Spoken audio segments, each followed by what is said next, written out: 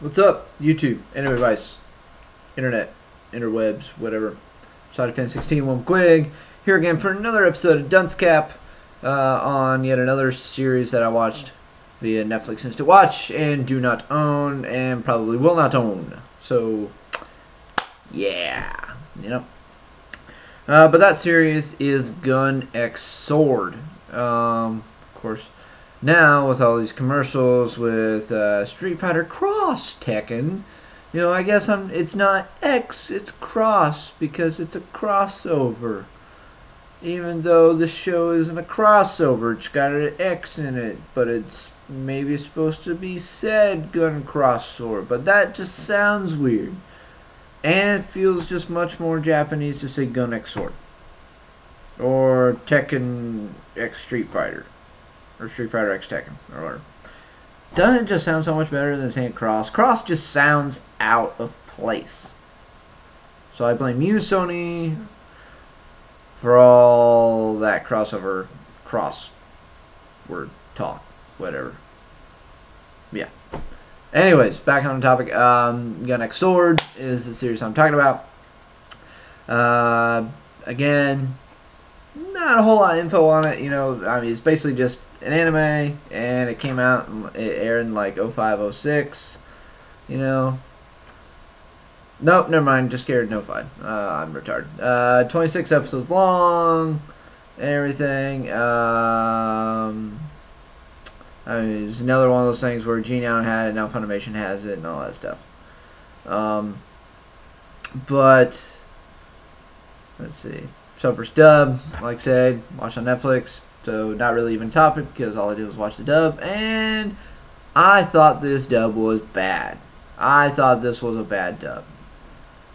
Maybe not like the worst I've seen, but it certainly was not a good dub. There's some recognizable voice actors in it and everything, yes, but for me this was just not a good dub. It just didn't feel like the voice actors really had it in them to actually try and bring out the characters. Of course, then again, you know, the characters, there wasn't a whole lot to bring out anyways. They were kind of one-dimensional style characters that you've seen so many times before and everything, so everything just felt strained. I mean, it felt like say, I mean, I'm getting a little ahead of myself, but I mean, just in the dub, you know, handling it just felt strained for the voice actors. Like they were just kind of, you know, they come to work, they do the lines, and then they go home. You know, it was just a monotonous thing. It just, that to me, yeah, there just wasn't really much heart in it. So, yeah. Let's see. The animation, like say. It's kind of sad that I kind of find it like on par with Gungrave and everything. Like there wasn't really much special about this animation, and there were some episodes where you can tell that the budget was cut and everything because the quality just wasn't as good, and most of the time was spent on the mechs. Like they put the most attention to detail on the mechs, and the characters kind of like,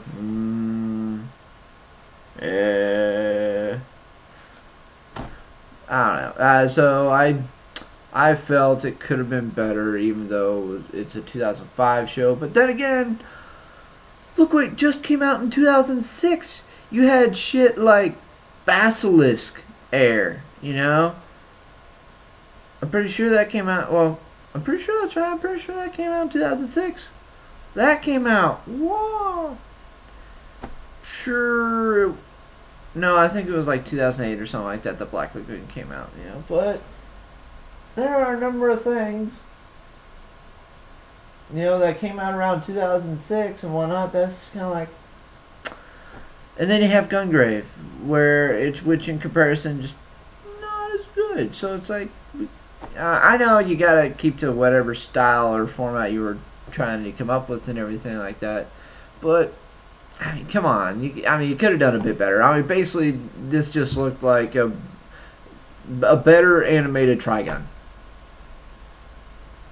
Yeah.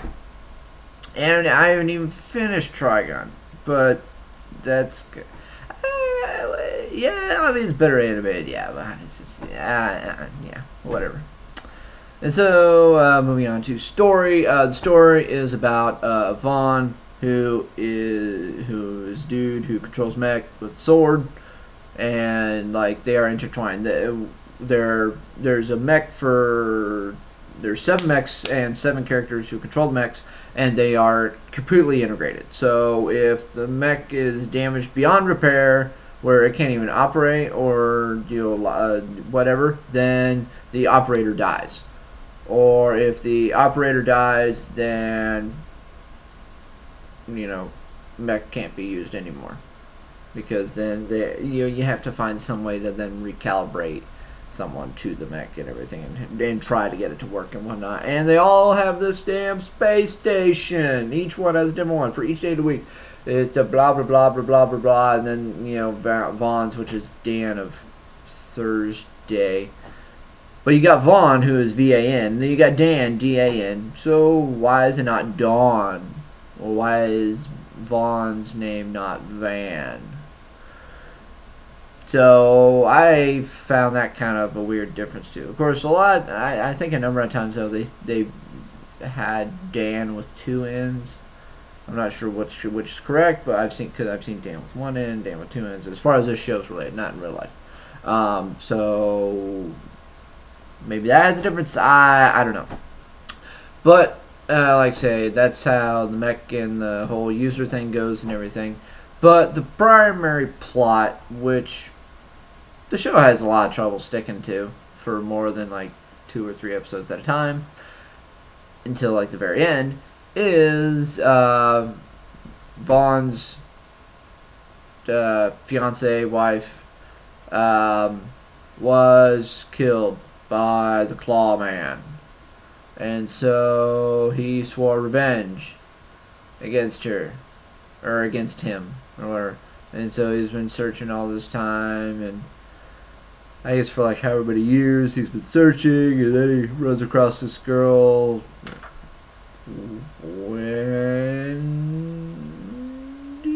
Wendy. And he saves her town from bandits or whatever, but Wendy is in search of her brother, who got kidnapped by the Claw. And so they're running off, and then they have this information broker chick that Vaughn knows, that whatever her name, code name or whatever, is Carmen 99. And it's kind of funny because I'm pretty sure, but yeah, she is voiced by Michelle Ruff. And it's funny because Michelle Ruff voiced a little girl in Gungrave, and now she voices this 20-something big boob chick. Oh, she's versatile. I'll be a little girl. Oh, I'll be this buxom chick who's all action oriented and everything. Yeah. Hey, more power to you, Michelle Ruff, to have that talent, all or to be cast in such varying roles of women. Yeah. So.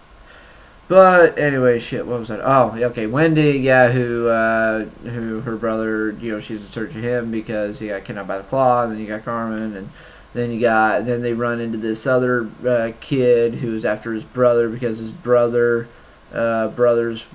wife, girlfriend, fiance, whatever the hell, was also killed by the Claw, and so he swore revenge. So him and Vaughn fight each other because each of them wants the individual right to kill the Claw, and exact their revenge, and that's all they're living for and everything.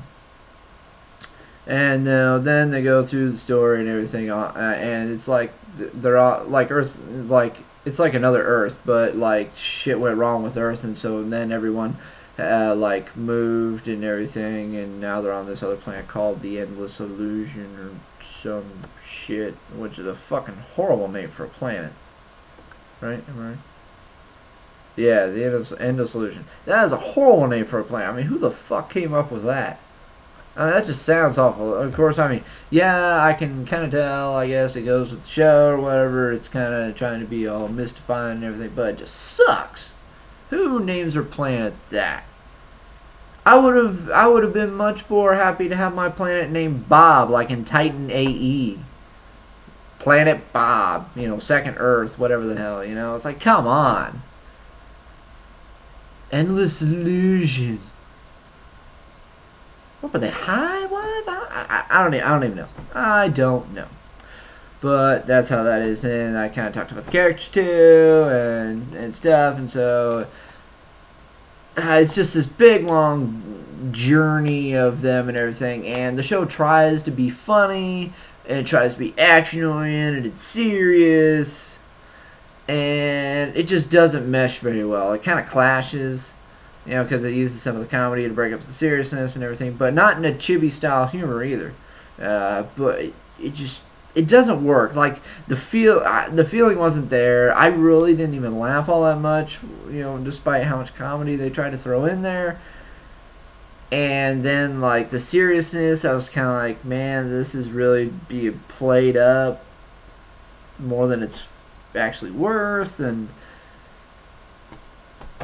I don't know.